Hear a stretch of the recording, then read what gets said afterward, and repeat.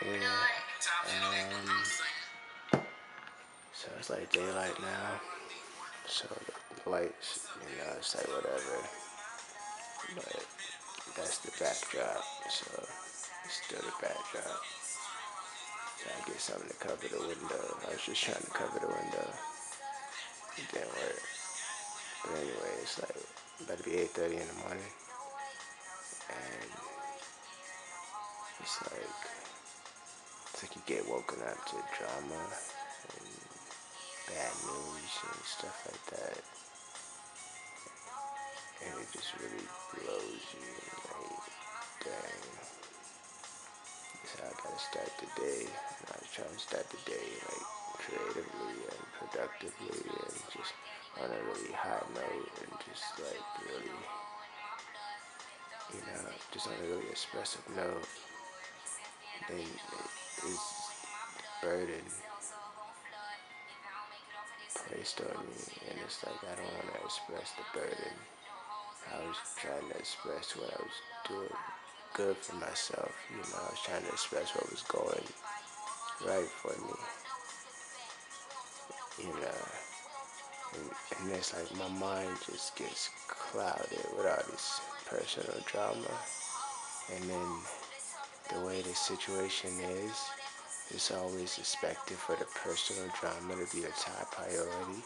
And it's like, what does drama ever do for the world? What does drama ever do for anybody? What does focusing on problems all day really do unless you solve them? And what needs to be done to solve them? And can they be solved? And how can they be solved? And is that the best way? Even if it's the only way? And those questions, I don't know about you, but damn, like, I'd rather make a movie, man. I don't have time for this crap, man. Like, I wasn't born for this, man. Like, that's just how I feel. But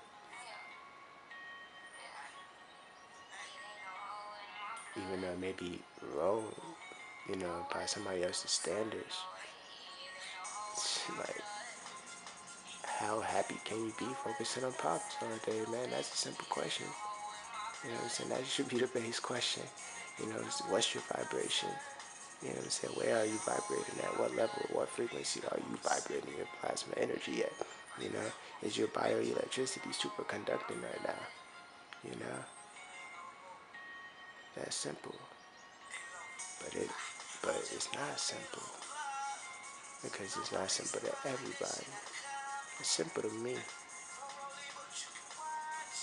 So all I can do is just pray for my professional life to increase as, in conjunction with my personal life crumbling.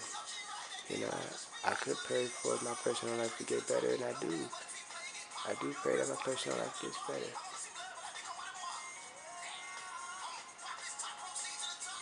But my professional life getting better would definitely help my personal life because it can finally be my own personal life.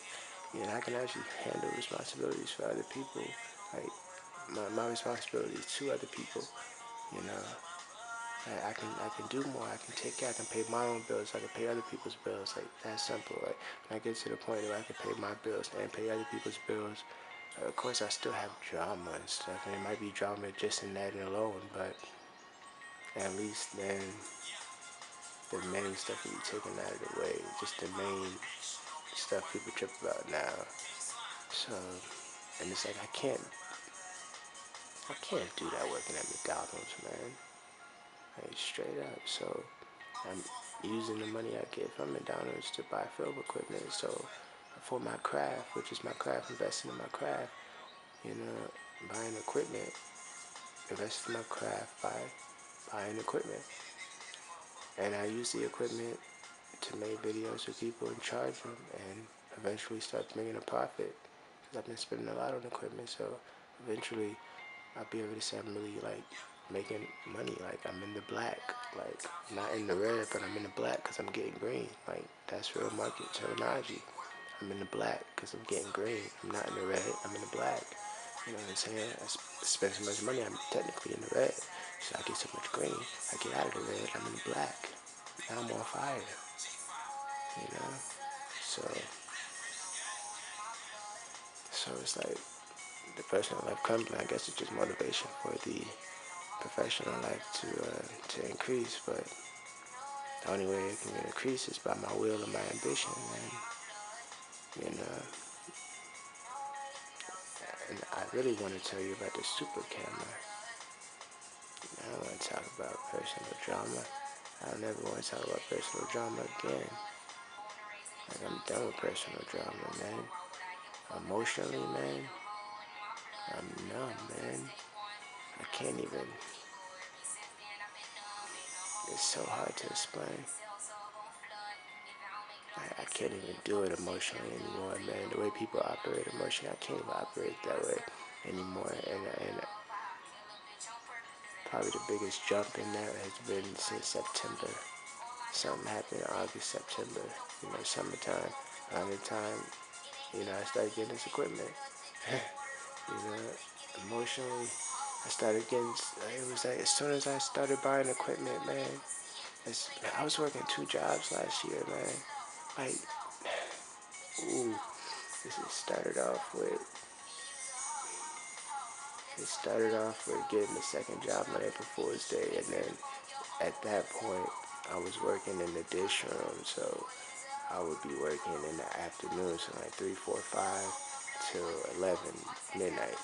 But I had my day job, which was 6 in the morning till like 2 p.m. So it was like my days were basically wake up at 6 a.m. or be at work at 6 a.m. all the way to 12 a.m. Like, those are my days. Like, straight up, those are my days. Full off days? No. Barely, rarely. You know what I'm saying? That's scarcity. Like, straight up. You know, long days. It wasn't on the clock the full time, but I wasn't home either. Like, both jobs were right down the street, so I was on the same street all day, all night. Like, it was just getting crazy. I could see one job from the other. You know what I'm saying? They get tied together. I could think about, I go to Cracker Barrel today. No, I go to Cracker Barrel after I go to McDonald's. I want to go to Cracker Barrel, but I got to go to McDonald's first. Damn, I got to put up with McDonald's bull to get to Cracker Barrel, where they got the best stuff. Like, I love Cracker Barrel. It was awesome. So it was very fun. But I was pushing myself to the limit every day, like physically, every day. And after a while, well, it's straight. I got fired from McDonald's because I had to call out 24 hours in advance for 1 hour. I just called for 1 hour because I needed to pull in another shift at Cracker Barrel. I got fired for that, so it was like whatever. I didn't quit. I got fired. It's whatever. So I kept it going. You know what I'm saying? But during that period, before I got fired, I was buying equipment and I was really dedicating myself and I was putting my bad habits aside and I was investing in myself and in those 3 months, in that summertime, I bought more equipment than I bought in the 3 years I've been doing this, man. And this is year 4. We just started year 4. I'm in year 4. Yeah, we started year 4. So, so it's just crazy. So now I'm just going. Like, during that period, that I received so much pain. Like, the devil came after me during that period. Like, once I put my bad habits up and start spending money on like bad stuff, and like really put money towards myself and investing in my craft, and start taking it more seriously. Oh yeah, no, things got worse. Like, they got so much worse. Like, they got so bad that it was so obvious that it was bad because of the good I was trying to do. Like, so I couldn't even react to the bad normally how I might have or anybody might have because I can only respond to it because I was just so aware of the nature. I was just so aware of everything else around the situation, the context, the spiritual context. Yes, thank you. The spiritual context, the context clues. I was savvy to the context clues. You know what I'm saying? So I couldn't get mad at what was going on because I knew what was going on was only going on to get me mad. You know what I'm saying? I'm not gonna let nothing control me. Like, and sometimes things can, but I'm gonna try my hardest for nothing to control me. And that was another reason why I was like getting rid of the bad habits because I don't want nothing to control me. If something's going to control me, it should be my passion, myself, my spirit, my connection to God. Like what's real, my potential, the possibilities of that potential, the ascertainment of that potential. Like that's what should control me. My drive to succeed and help others succeed and spread success and the knowledge and